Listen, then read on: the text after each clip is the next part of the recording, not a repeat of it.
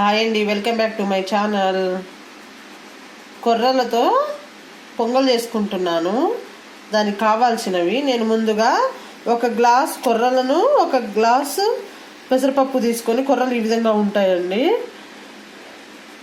ఒక గ్లాస్ కొర్రలు, ఒక గ్లాస్ పెసరపప్పుని రెండు ఈ విధంగా ఒక 10 నిమిషాల ముందు నానబెట్టుకున్నానండి. ఇది ప్రెషర్ కుక్కర్లో చేసుకుంటున్నాను. ఇప్పుడు వీటిని కడిగి తీసుకొని ప్రెషర్ కుక్కర్లో ఉడికాక చూద్దాము. టేస్ట్ చాలా బాగుంటుంది, ట్రై చేయండి.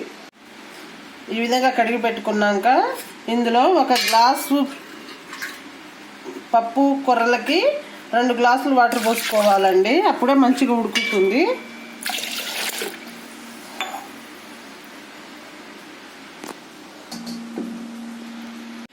ఇందులో కొంచెం పెప్పర్ పౌడర్, తగినంత సాల్ట్, ఒక 1/2 టీ స్పూన్ పసుపు,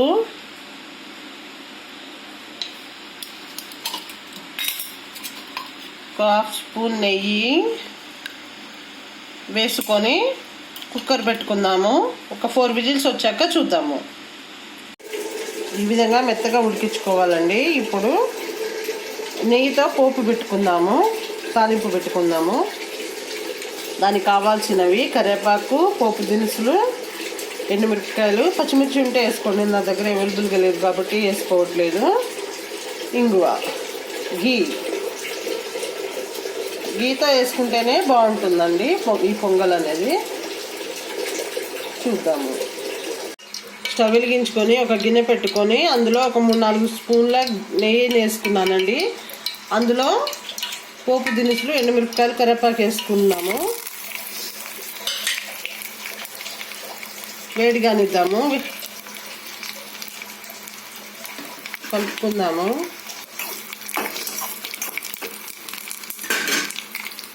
కొంచెం పోపు వేడయ్యాక ఇంగువ వేసుకుందాము. ఇంగువ ఇష్టం లేని వాళ్ళు స్కిప్ చేయండి. ఇప్పుడు తీసుకొని మనం ముందుగా ఉడకబెట్టుకొని పెట్టుకున్న ఈ పొంగల్లో వేసుకుంటే టేస్టీ పొంగల్ రెడీ అండి.